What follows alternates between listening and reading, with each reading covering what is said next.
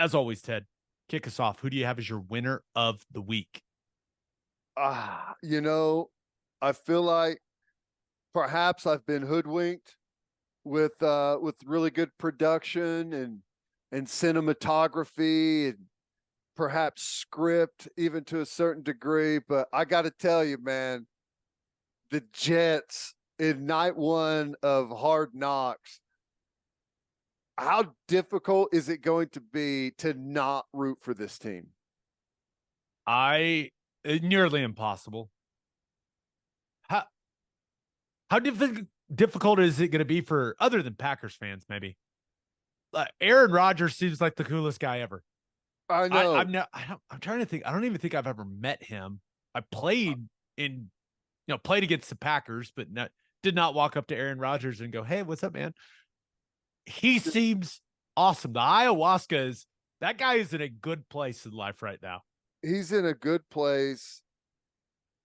I it's crazy to see, and I'm sure it's, even on his part, he would probably admit to this, at Green Bay, I a fan base and an organization, you just get maybe used to it. I and maybe the love is lost a little bit on both sides, but the, are the Jets happy to have him on that team or what, man? Those And rightfully guys, so. Like some of those plays, whew, those guys, like you just all of them, they're just giddy, yeah, like little kids. because they think they can win. And in the NFL, let's be honest, at least half, it's probably more like three-quarters of the teams out there don't necessarily, like, everyone says we're going to win a Super Bowl, but not very many teams actually believe it. But whenever a team, like, look what happened with Tampa whenever Tom Brady first went down there. Yeah, When you have that guy that's got the ball in his hands every snap and you believe and feel like you can win, guys play differently. They just do. yeah. I especially when that guy treats the narrator of Hard Knocks the way that Rogers treated Sharper. That was so God. cool. That was awesome. Like made all the other quarterbacks go say hi to him. That was tremendous. Hackett, he made Hackett. He's like, go Keep say coming there. Go hi. say hi. What are you Yeah. doing? Don't be a jerk. Go say hi. Like, he loves being. He's never been to one of these before. Go over there. It's awkward for me. I don't know. Just go over there. Come on. Go say hi to the guy. That's Yeah. awesome. That was awesome. I think that, yeah, it's clear the effect that when you got one of the dudes at quarterback, just changes everything, man. It changes it changes the way you feel when you walk in the building. When you got a guy like that, it just and it's clear. You can see it on Robert Saleh's face. How about the defensive coordinator? They're going through the film, and he's just like, you know what? That throw, dude. That throw Like, was insane. And all the way across the field. he's like, hey, that's our quarterback. That's our guy. Like he's like, there may be one guy on the planet that can make that throw, and he's ours. It's like they're all so excited about it. It's awesome. How about, like, it looks like this is going to be a life-changing experience for Zach Wilson too. Yeah. Like, Maybe just what he needed. how awesome is it to see a guy that is totally not threatened at all about you, like, come in and realistically want to help you and point things out, and it just, like, that's very rare, very rare. You one of the things, and it's a subtle thing, but you can just tell how advanced Rodgers is mentally. Like where they're going through stretch lines, they're doing like the little jumping jacks crossover, like soccer skip thing to start getting warm. He's going through plays. He's saying, hey, remember, right? That guy off the side. Like, I guarantee you, Zach Wilson's never had anyone do that with him. No, It's a different level, man. it is. The rumors of Aaron Rodgers' demise, no. And health is going to be an issue for him though, O right? line, that O line. I mean, there's some question marks. There's no doubt. Tackle position like Becton guys got to stay healthy. Yeah. That has been an issue. If they can keep him off the ground, they're going to be good. They're going to be real good. Number one highlight of the episode, the defensive lineman calling it a charcuterie board. Oh, He was trying to say charcuterie board. What do you call it? A charcuterie. By the way, Solomon Thomas. Good. I couldn't even hear the conversation. I was just looking at that dude like, Oh oh my my Like, God. look at how this dude is built. And ooh, Garrett Wilson and Sauce Gardner going at it every single day. How High fun is level, that? high level, fun to watch. Yeah. Like I said, I totally could have fallen victim to cinematography here, right? And the voice of God, as Aaron Rodgers would say, but man, that's probably one of my favorite episodes of Hard Knocks that I've ever seen. It was fantastic. Yep. It was fantastic. And I will say, Aaron Rodgers, he doesn't seem like a guy that would get into coaching, but he looked very Really natural natural. with that headset on, huh? Did he ever? Which that how awesome was that like whenever he was standing there with Sauce Gardner and Darrell Revis came over and he's like, right, just to like how cool is that? Like, it's I don't know, man. That was really cool. Yeah, really well done. I'm in. HBO, you've got me. I'm in. All right, who do you have as your loser of the week? Man, I had to go with the women's team. We haven't talked about it much, but it was can I say yeah. something real quick? People that are like celebrating them losing, I don't get that, man. No. Sports is supposed to be where it like the national team, you're supposed to put everything else aside. And I know that some of the players on that team have said some things that really bother people. I understand that, but man, come on, it's red, white, and blue, brother. You gotta back the squad. You can't be celebrating them losing. I don't get that, man. That No, I just can't get on board with that. Yeah, the whole situation has been weird. Because it's gone from, gosh, one of the things we celebrated the most is how dominant the women's national team has been, to right now a lot of apathy. And I don't know, that can happen whenever you've been dominant for a really long time, but there's some change that needs to happen within that organization. And I'm not going to pretend like I know what that necessarily is as just a casual observer of soccer. But I mean, there's several things that are true. The rest of the world has caught up massively to where the United States is. And I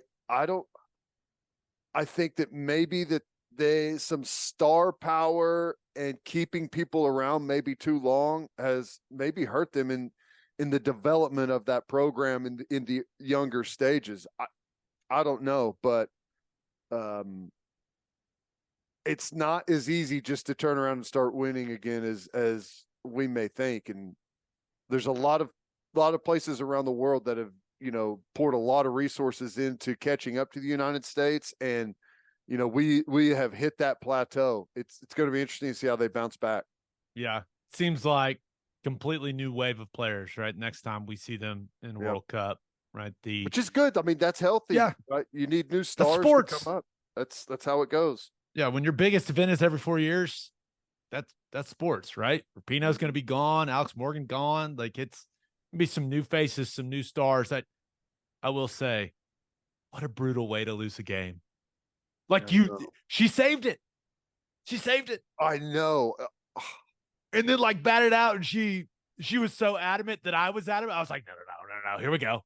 What a say. And to lose it on the ref just like listening to the earpiece and then saying it was kind of anticlimactic. What? Yeah. It was like, what's the call? What's happening? Yeah. And she did not signal. She like did this.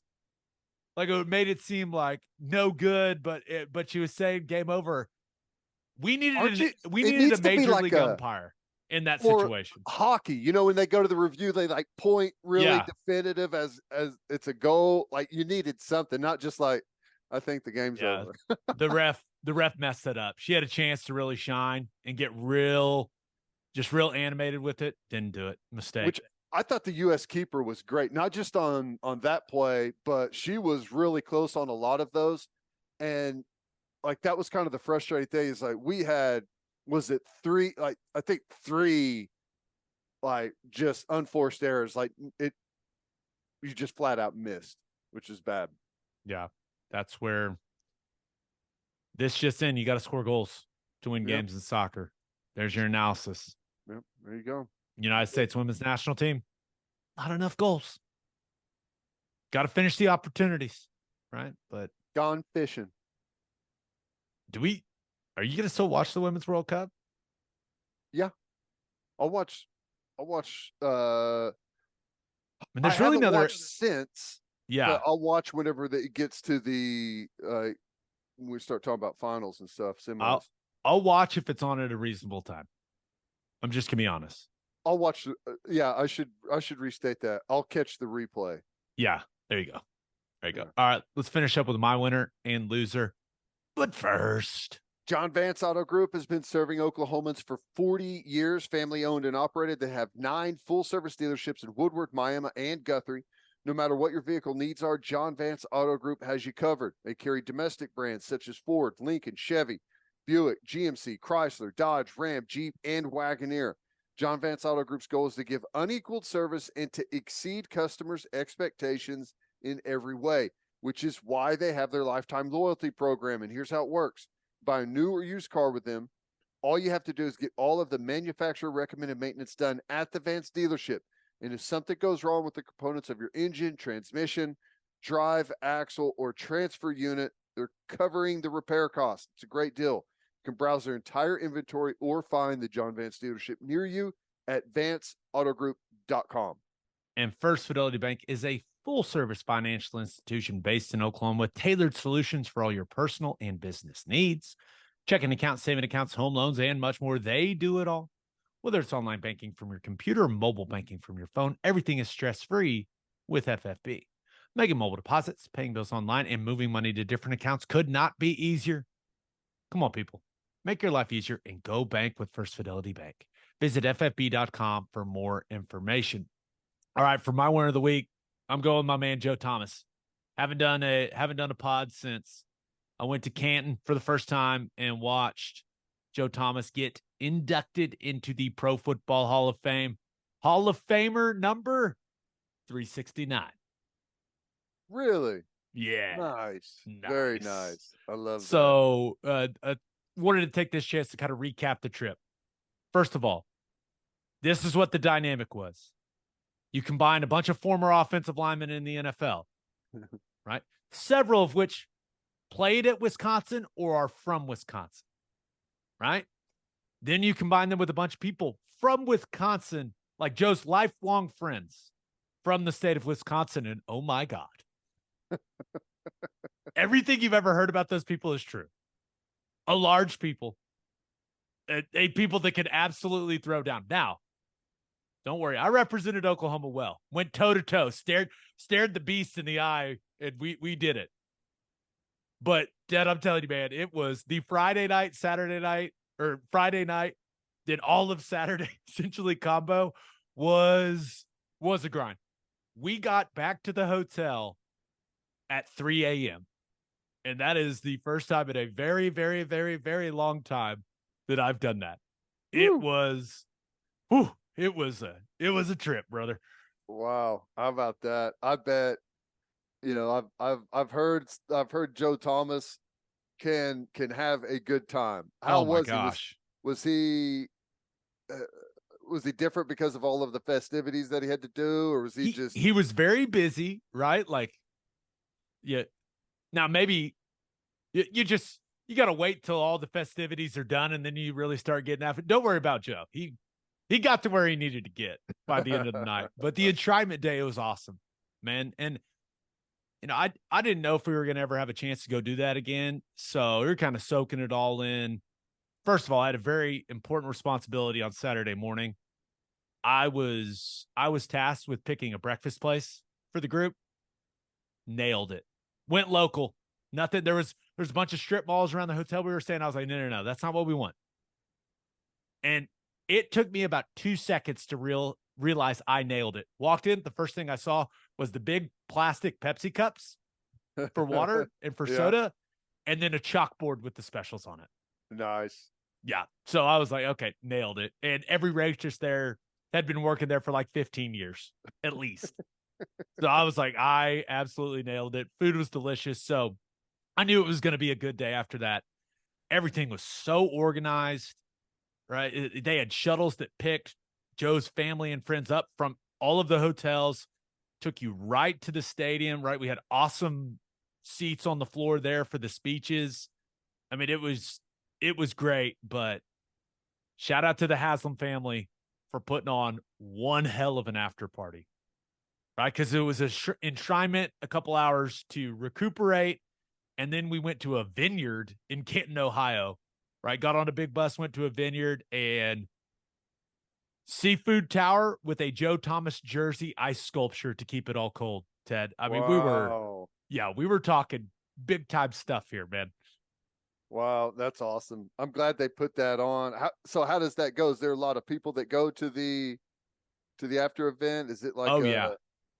It was really cool because I saw a bunch of guys I haven't seen like since they came to my wedding.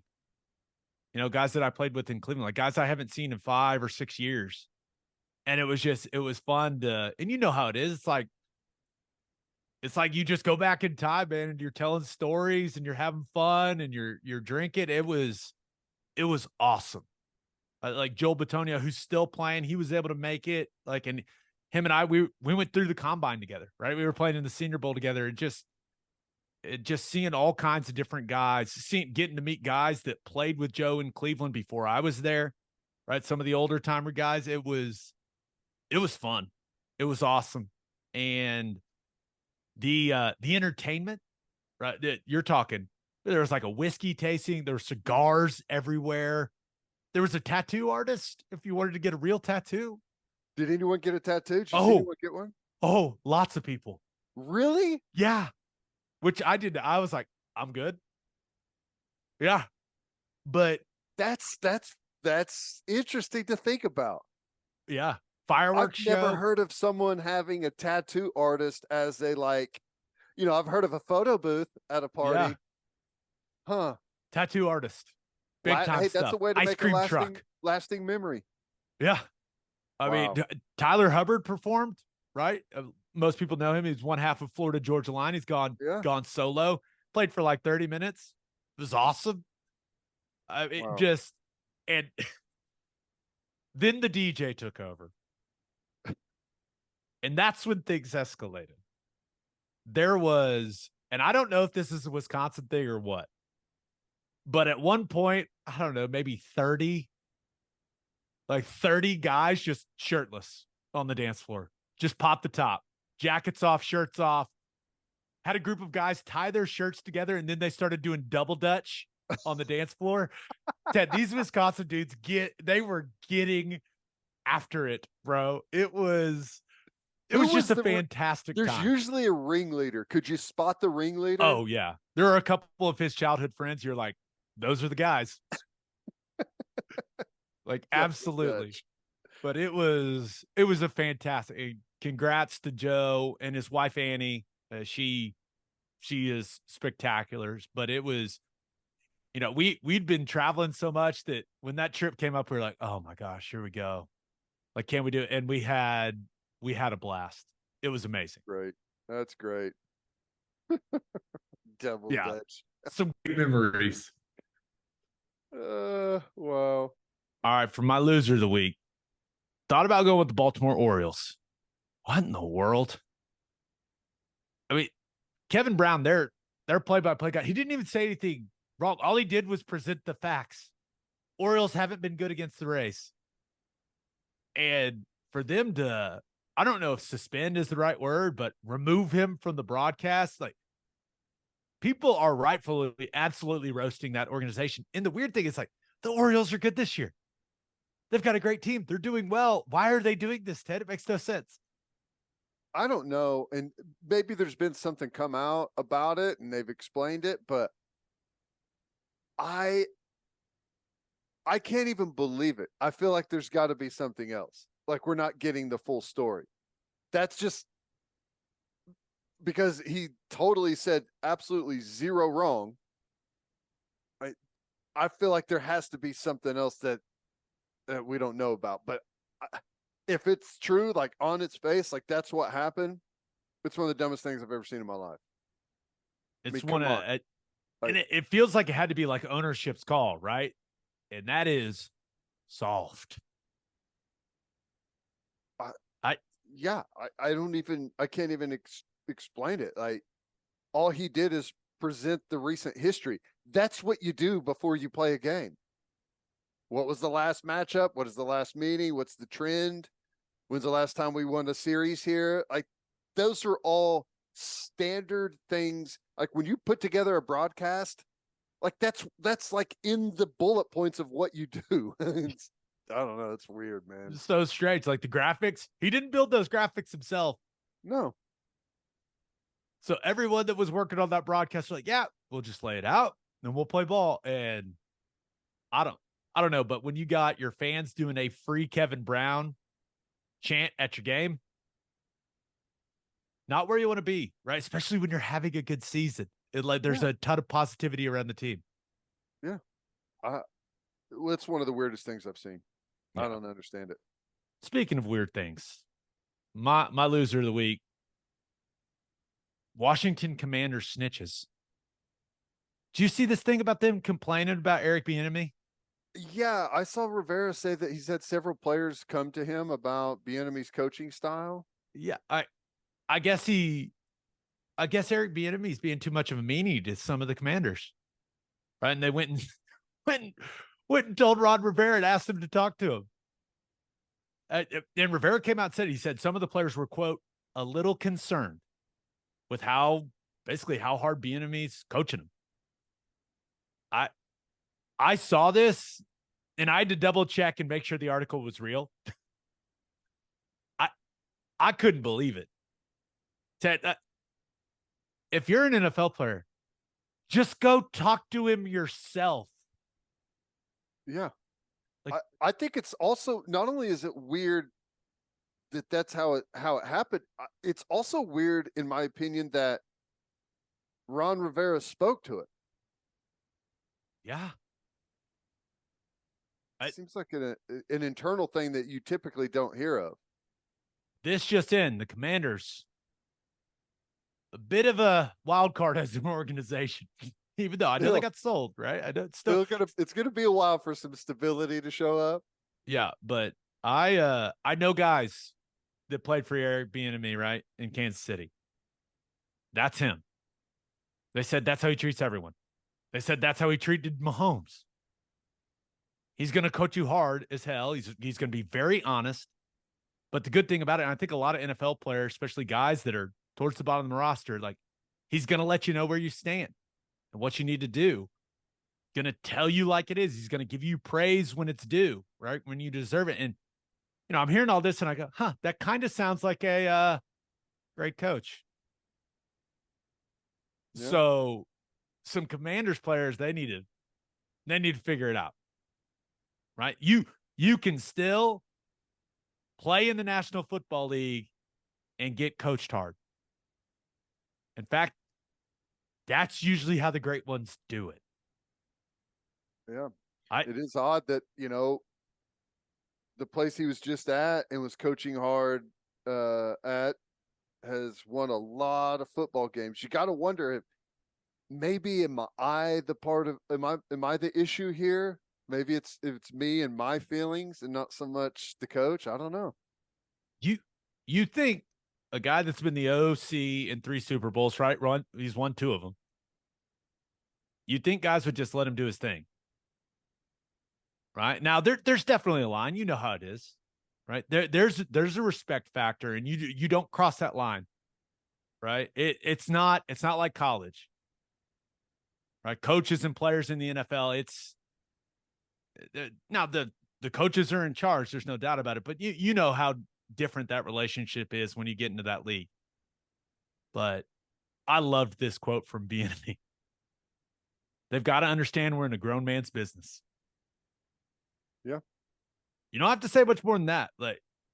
And he's not going to change the way that he does it. He had a lot of success doing it the way that he does it. And he took a risk and left Kansas City to go prove that he can do it on his own away from Andy Reid and that he can be a head coach. So I was pretty I was pretty damn surprised that Washington had players complaining about it. That was going behind his back to the head coach to say, "Hey, coach, get him to be nicer to us." I don't even know if they went to the head coach. Did they go to the media? Because the media is the one that asked the coach about it, right? The article didn't make it clear, like the sequence of events. My guess is that Rivera said something about it. Like he got asked about Bieniemy, said something about it.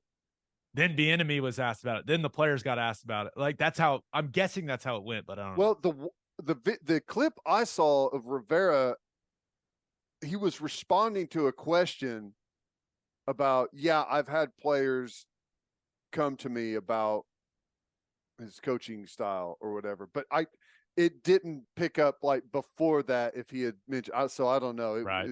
It's odd, all of it. Yeah. But that's good. Sometimes those things have to be brought to the surface in order to get it right, you know? Yeah. Still, it's honestly just kind of funny. It is. Like, hey, he's yelling at me a lot. Oh,